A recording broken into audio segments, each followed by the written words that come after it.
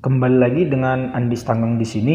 Kali ini kita akan melanjutkan materi suku banyak yang berikutnya, yaitu akar-akar polinomial.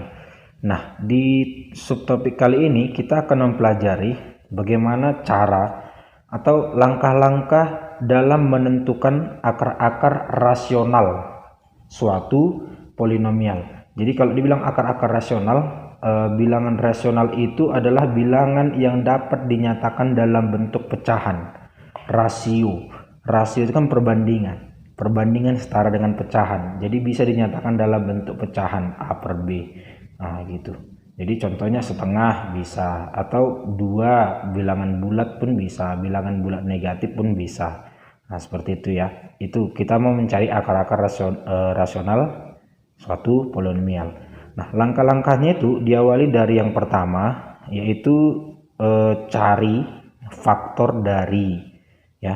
Cari faktor dari konstanta dari suku banyak, bagikan dengan koefisien derajat tertingginya. Nah, gitu. Konstanta bagi koefisien derajat tertinggi. Itu langkah pertama. Langkah yang kedua, uji ya faktor yang kau peroleh tadi. Jadi kan kalau dibilang faktor, contohlah kan, faktor dari 2. Nah, itu kan berarti cuma 2, bisa min 2 ya kan. Nah, dalam mencari akar bisa kita cari dia juga 1 ataupun min 1 gitu. Ya.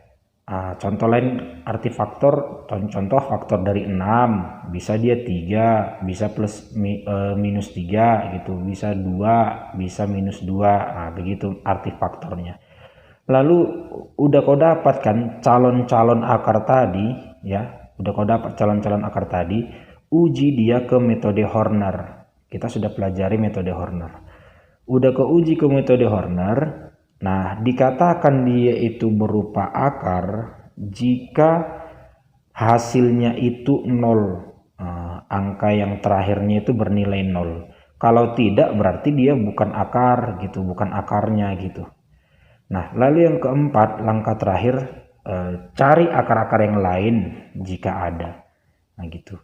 Supaya lebih mengerti, perhatikan contoh berikut. Tentukanlah akar-akar dari polinom fx. 2x pangkat 3 tambah 9x kuadrat tambah 7x kurang 6. Nah, jadi kan kita diminta mencari akar-akarnya. Nah, cara mencari akar-akarnya, langkah pertama tadi sesuai dia dengan langkah-langkah yang saya berikan, yaitu cari dulu faktor dari konstanta bagi koefisien derajat tertinggi. Dalam hal ini kan konstantanya min 6. Min 6 per koefisien derajat tertinggi. Derajat tertinggi x pangkat 3 gitu kan.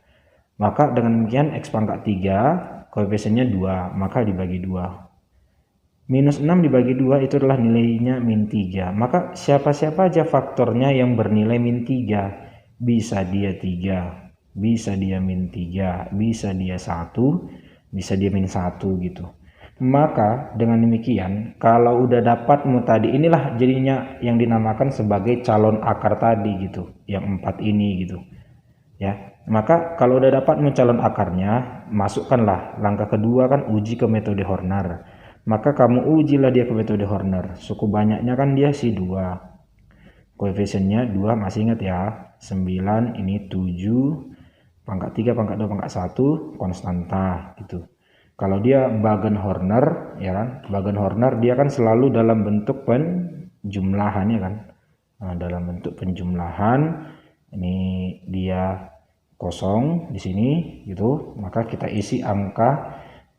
Kita cobalah dulu ya, ini coba ya, bisa aja nanti 3 ini nggak memberikan nilai 0. Kita coba. Jadi kalau dia cari akar-akar polinom, dia trial and error, coba dan salah. Mau juga trial and true, coba dan dia benar, begitu. Berarti dengan kan 2 tambah ini langsung lah ya, 2 ini 6 15 kalikan 3 45. Nah, ini udah jauh kan gitu. Maka kalau udah jauh sebenarnya kamu udah bisa memprediksi bahwa nilainya ini nggak bakal dapat nilainya 0 gitu. Nah, nilainya 150. Nah, karena dia nilainya 150 nih ya, ini kan nggak 0. Karena dia nggak 0, apa artinya? Oh, berarti 3 itu bukan akar dari polinomial itu gitu, bukan akarnya gitu. Itu artinya. Nah, gitu ya. Nah, berarti ini salah. gitu ya. Yang 3 salah. Maka kita cobalah lagi yang selanjutnya itu si min 3. Buat lagi Hornernya. 2, 9, 7, min 6. Ya kan. Sekarang angka yang kita uji itu adalah si min 3. Maka kalau angka yang kita uji min 3, ya kan. Ini kosong. Langsung 2 ya. Kalikan min 6. Hasilnya 3, min 9, tambahkan min 2, kalikan hasilnya 6. Nah, ini dapat 0 gitu. Maka ini buatlah kan, oh ini 0. Karena dia 0, maka dapat dikatakan bahwa si min 3 ini, ya, si min 3 itu adalah akar dari akarnya gitu. Min 3 adalah akarnya gitu ya. Bisa dimengerti ya. Inilah satu akarnya. Jadi kalau udah dapat satu akarnya, salah satu akar yang lain bisa kamu lanjutkan 1 dengan cara Horner lagi. Kalau 0 berarti akarnya. Bisa kau lanjutkan min 1.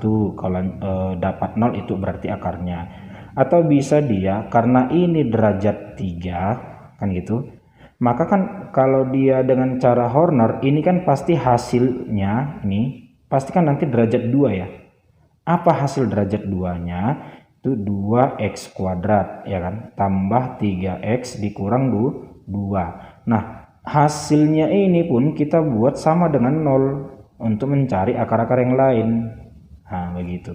Maka kan dengan demikian kita faktorkanlah si 2x kuadrat ditambah 3x dikurang 2 sama dengan 0. Nah, ini hasil baginya tadi. Kita faktorkan lagi.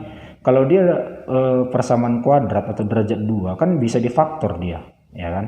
Nah, enggak selamanya kalau udah dapat dia derajat 2 dapat ditentukan juga akarnya. Kalau agak sulit kau rasa, cek diskriminan. Ya, cek diskriminan. Masih ingat nggak apa itu diskriminan? Iya, bagus. B kuadrat kurang 4AC. Jadi kalau diskriminannya kau hitung nanti lebih kecil dari 0, berarti nggak ada lagi akarnya itu gitu. Ya, ini nanti kalau udah dapat D-nya kecil 0, tidak ada lagi akarnya atau tidak memiliki akar gitu. Ya. Nah, maka dengan demikian, ini kan nanti kalau kau hitung diskriminannya masih positif, maka langsung kita faktorkan ya. Nah, ini difaktorkan atau kita hitung aja dulu ya diskriminannya. Diskriminannya berarti B kuadrat itu 9 dikurangkan dengan 4 kali 2 kali min 2. Nah, ini kan pasti positif kan gitu. Nah, karena diskriminannya positif berarti dia masih bisa difaktorkan. Nah, kalau nggak bisa seandainya difaktorkan, tapi diskriminannya lebih besar dari 0, maka kau gunakanlah rumus ABC. Nah, ingat nggak apa rumus ABC kemarin? Iya, rumus ABC adalah X1, X2 adalah min B plus minus akar dari diskriminan dibagi 2A gitu.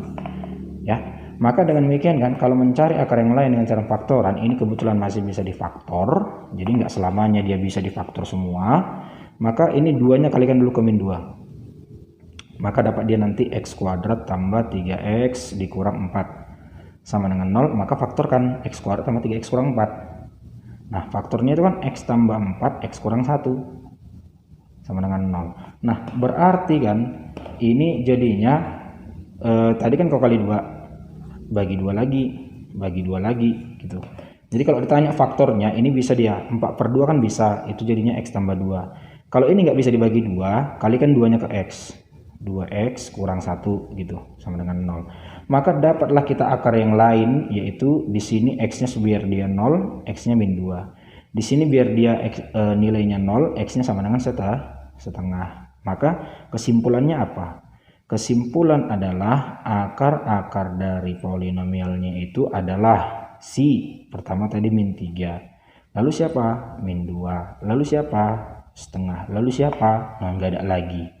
Kalau dia derajat 3, maka akar-akarnya ada 3. Tapi akar-akarnya itu belum tentu semuanya real. Gitu ya. Oke, itulah dulu mengenai akar-akar polinomial serta langkah-langkah cara mencari akar-akarnya. Oke. Ya. Kita lanjutkan kembali ya. Ini bisa dikatakan topik kita yang terakhir di suku banyak, yaitu teorema Vieta. Nah, kalau dia di bukumu itu judulnya adalah operasi akar-akar pada suku banyak. ya, seperti itu. Nah, jadi kan kalau dia itu sama ya, pembahasannya. Kalau dia untuk teorema Vieta, ya kan, teorema Vieta, operasinya itu yang pertama ya. Yang pertama, kalau nanti dia suku banyaknya itu berderajat 2, ya, suku banyak berderajat 2 berarti bentuk umumnya kan nanti ax kuadrat ditambah bx ditambahkan dia dengan c sama dengan 0 kan gitu kan. Maka kan kalau nanti dia derajat 2, ya, maka nanti banyak akar-akarnya itu pun ada 2, tapi belum tentu keduanya itu real. Nah, seperti itu ya. Belum tentu keduanya itu real. Maka kalau akar-akarnya ada 2, operasi yang bisa dimunculkan pun ada 2, gitu. Operasi yang pertama, operasi yang kedua. Dua operasi yang bisa dimunculkan itu adalah operasi pertama berarti masing-masing diisi 1. X1 dengan X2 tambahkan. Nah, ini yang biasa kita kenal di persamaan kuadrat. Apa rumus X1 tambah X2? Oh, itu min B per A. Min B per A. Lalu selanjutnya operasi nomor 2, berarti diisi dia 2. Apa yang 2 itu? X1 dengan X2 saja. Loh, kenapa nggak bisa X2 X1? Itu sama, X1 kali X2 dengan X2 kali X1. Maka dia cuma 1 aja. X1 kali X2 nilainya apa? C per A. Nah, itu aja. Itu aja lah dia operasi yang bisa dimunculkan kalau dia derajat 2 atau persamaan kuadrat. Penentuannya bisa begini ya. Gini. Ini operasi nomor 1. Dimulai dari B-nya. Ini operasi nomor 2. Jadi supaya lebih mudah kamu pahami, cara memahaminya gini aja. Operasi nomor 1 itu dimulai dari B. B itu adalah koefisien derajat tertinggi kedua. Nah, begitu. Lalu apapun hasilnya nanti selalu kau bagikan dengan A. Apa itu si A? Koefisien derajat tertinggi. Nah, seperti itu ya. Jadi kalau seandainya dia derajat 3, ya kan, derajat 3, bentuk umumnya apa? AX pangkat 3, ya kan, tambah BX pangkat 2 tambah CX tambah D. Nah, gini kan, sama dengan 0. Maka kalau nanti dia derajat 2, akar-akarnya ini pun dia ada, derajat 3, maka akar-akarnya pun ada 3, ya. Akar-akarnya ada 3. Yang real belum tentu 3, gitu ya. Bisa aja semuanya nggak real. Nah, seperti itu. Nah, jadi kan X1, X2, X3. Nah, jadi kalau X1, X2, X3 akar-akarnya, maka operasi yang dimunculkan pun ada 3. Operasi pertama, kedua, ketiga. Apa operasi pertama? Masing-masing diisi 1. Apa itu? X1, X2, X3, tambahkan. Selalu tambahkan gitu kan. Nih, gitu. Lalu operasi nomor 2 berarti diisi dia 2. Apa yang berpasangan 2 itu isinya? X1 kali X2. Apalagi? X1 kali X3. Apalagi? X2 X3. Apalagi? Nggak ada. Cuma ini aja kan gitu. Ya, maka dengan demikian ini kita hitung. Nah, lalu operasi nomor 3 diisi 3. X1 kali X2 kali X3. Nah, gitu ya. Maka dengan demikian nilainya ini pun bisa kita tentukan dengan cara ingat positif, negatif gitu. Operasi nomor 1, operasi nomor 2, operasi nomor 3. Nah, maka dengan demikian kita tinggal nengok-nengok aja. Oh, ini operasi nomor 1. Dari mana kita tahu dia operasi nomor 1? Diisi dia, ini kan penyusunnya satu-satu dia dibuat kan. Operasi nomor 2, oh 2 dibuatnya gitu. Operasi nomor 3, oh sekaligus 3 dia, begitu ya. Maka dengan demikian operasi nomor 1 nilainya apa? Minus B bagikan dia dengan A, selalu dibagikan dengan A. Apa operasi nomor 2? Positif C bagikan dia dengan A, oh berarti C per A. Apa operasi nomor 3? Negatif D per A. Oh, ini negatif D per A. Nah, seperti itu. Itulah dia kalau untuk derajat 3. Nah, seandainya pun dibuat lebih jauh, ya, dilanjutkan kembali sampai dia derajat 4, AX pangkat 4 tambah BX pangkat 3 tambah CX pangkat 2 tambah DX tambah I sama dengan 0, maka ada berapa akar-akarnya? Pasti ada 4. Ya, X1, X2, X3, X4, tapi belum tentu semuanya real gitu. Jadi dengan demikian ada berapa operasi akar yang dapat dimunculkan? Bagus, ada 4. 1, 2, 3, 4. Siapa-siapa aja yang 4 itu? Berarti yang 4 itu dia terdiri dari yang operasi nomor 1, masing-masing isi 1 kan? X1 tambah X2 tambah X3 tambah X4. Operasi nomor 2, X1 kali X2 tambah X1 kali X3 tambah X1 kali X4 tambah apalagi yuk yang belum? Bagus, X2 kali X3 tambah X2 kali X4 tambah X3 kali X4. Nah gitu ya, dia ada 6, nanti dia ada 6. Lalu operasi yang nomor 3, oh diisi 3 dia, X1 X2 X3 X1 X2 X4 apalagi X1 X3 X4 X2 X3 X4 gitu. Yang terakhir 4, berarti X1 X2 X3 X4. Nah, ini bisa dicari nilainya dengan ketentuan pola yang sama ya, positif negatif positif negatif positif. Operasi nomor 1 selalu dari koefisien derajat tertinggi yang kedua ya, selalu dari situ, lalu dibagikan dia dengan koefisien derajat tertinggi, maka nilainya ini bisa dinyatakan tetap dia min B per A. Ini nilainya C per A negatif D per A, lalu selanjutnya E per A, begitu. Itulah dia nanti artinya ya mengenai materi teorema Vieta. Nah, seperti itu. Jadi artinya kan ini yang biasa kita kenal kalau operasi nomor 1, dia itu yang biasa kita kenal hasil jumlah semua akar-akarnya. Nah, itulah artinya kalau dalam soal biasa dibilang hasil jumlah akar-akarnya. Kalau dia derajat 3 berarti X1 tambah X2 X3, itu artinya kalau dalam kalimat matematika. Ini berarti kalimatnya yang ini kan, hasil kali semua akar-akarnya. Nah, tergantung derajat berapa, derajat 3. Nah, berarti inilah nanti rumusnya gitu. Ya. Oke, itulah dulu dia mengenai teorema Vieta. Nah, jadi supaya lebih mengerti ya, ada tambahan yang perlu kamu ingat tentang operasi akar-akar ini atau teorema Vieta gitu. Cuman kan karena kita belajar tentang itu, ada yang perlu kamu ingatkan kembali mengenai definisi apa itu akar. Akar itu artinya adalah pembuat nol gitu ya. Jadi kita buat aja dalam bentuk contoh ya. Contoh udah adalah contohnya X kuadrat, contoh X tambah X ditambah 2 contohnya. Ini sama dengan 0 gitu kan. Maka nanti kan kalau dibilang dia derajat 2, ini kan pasti akar-akarnya ada 2, si X1 sama si X2 gitu.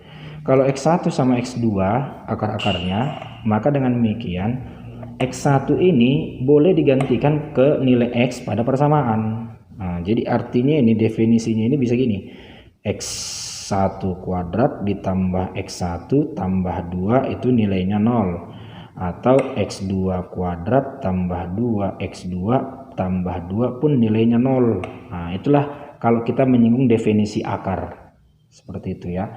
Nah, contoh ya, contoh gini. Misalkan ada contoh suku banyak, ini misalkan suku banyaknya kita buat X pangkat 3 kurang 5X kuadrat ya, kurang 5X kuadrat ditambah 4 sama dengan 0, memiliki akar-akar, contohnya akar-akarnya dibilang X1, X2, X3. Nah gitu. dikasih tahu akar-akarnya X1, X2, X3. Coba tentukan dulu X1 pangkat 3 tambah X2 pangkat 3 tambah X3 pangkat 3-nya. Berapa gitu. Itu yang ditanya. Maka kan untuk mencari akar-akarnya ini, untuk mencari nilainya ini yang ditanya sama soal, kamu tidak harus mencari berapa X1, berapa X2, berapa X3. Tidak harus seperti itu. Ya, dengan mengetahui apa itu definisi akar dan apa itu tadi teorema Vieta, maka soal itu bisa dijawab. Nah, jadi kan kalau dibilang ini X pangkat 3 kurang 5X kuadrat tambah 4 sama dengan 0 adalah memiliki akar X1, X2, X3, maka kalau kita substitusi dia X1 ke persamaan, berarti boleh gini, X1 pangkat 3 dikurang 5X1 kuadrat tambahkan dengan 4, ini nilainya 0 gitu loh. Nah, lalu kalau seandainya ditanya X2, ya berarti kalau dimasukkan X2 berarti X2 pangkat 3 kurang 5 kali X2 kuadrat gitu. Ditambahkan dia dengan 4, ini pun nilainya 0. Demikian juga untuk X3 gitu. Ya. Maka dengan demikian kan yang ditanya kan X1 pangkat 3 tambah X2 pangkat 3 tambah X3 pangkat 3. Cobalah dulu kamu tambahkan. Nah, kalau kita tambahkan, ini kan yang ditanya sama soal. X1 pangkat 3 tambah X2 pangkat 3 tambah X3 pangkat 3 kan itu yang ditanya sama soal. Ya, yang ditanya sama soal. Lalu kalau kita tarik keluar negatif 5, ya, negatif 5. Nah, ini berarti di dalamnya jadi apa? Nah, di dalamnya adalah X1 kuadrat, ya, X1 kuadrat tambah X2 kuadrat tambah X3 kuadrat gitu kan. Lalu ditambahkan dia dengan berapa? Tambah 4 tambah 4 tambah 4. Berapa itu? 12. Ini sama dengan 0. Maka yang ditanya sama soal jadinya adalah, ya, pindah min 5 ke kanan, berarti jadi positif 5.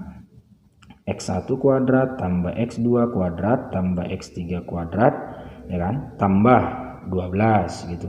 Maka sama dengan 5 dikali apa rumus untuk X1 kuadrat tambah X2 kuadrat tambah X3 kuadrat. Nah, kalau dia 3, yang perlu kamu ingat ya, di tambahan ya, X1 kuadrat tambah X2 pangkat 2 tambah X3 pangkat 2. Nah, langsung aja ke sini ya. Itu sama dia dengan nilainya dengan X1 tambah X2 tambah X3 kita pangkat 2 dikurang 2 kali X1 X2 X1 X3 tambah X2 X3. Nah, ini ya rumus untuk kalau dia X1 pangkat 2 tambah X2 pangkat 2 tambah X3 pangkat 2. Nah, gitu. Nah, tambah 12. Nah, kita tinggal mencari berapa nilai X1 tambah X2 tambah X3. Nah, gitu. Berapa nilainya ini? Coba dulu. Nah, ini kan berarti kan X1 tambah X2 tambah X3 itu kan sama dengan min B per A. Tadi ya, sesuai rumus. Berarti kan nilainya 5. Nah, gitu ya. Sedangkan untuk ini kan operasi nomor 2 ini. Sedangkan untuk operasi nomor 2 itu kan dia positif, negatif, positif. C per A kan begitu kan. C-nya itu kalau dia derajat 3, ya kan dia A, B, C, D. D ini yang konstanta yaitu si 4. Berarti dalam hal ini C-nya itu 0 gitu. C per A. Jadi untuk operasi yang nomor 2 itu nilainya 0 per 1. Nah, gitu. Berapa nilai 0 per 1? Itu nilainya 0. Maka kita gantilah nilainya ini 0. Sedangkan nilainya ini tadi udah kita hitung yaitu 5, ya kan? Nah, gitu. Maka dengan demikian nilai akhir menjadi ya 5 kali ya 5 pangkat 2 25 ini 0. Oh, berarti 5 kali 25 ditambah 12 125, ya kan. 5 kali 25 tambah 12 berarti 137 gitu ya. Oke, itulah dulu mengenai teorema Vieta atau yang biasa dikenal operasi akar-akar pada suku banyak ya. Jadi kuncinya ingat rumus-rumus kalau derajat 2, 3 dan derajat 4. Nah, konsepnya tadi sudah saya jelaskan bagaimana cara menentukan min B per A, C per A, terus siapa operasi nomor 1, 2, 3, ataupun 4-nya. Oke, itulah dulu mengenai teorem Vita tadi. Sekian dari saya. Selamat pagi.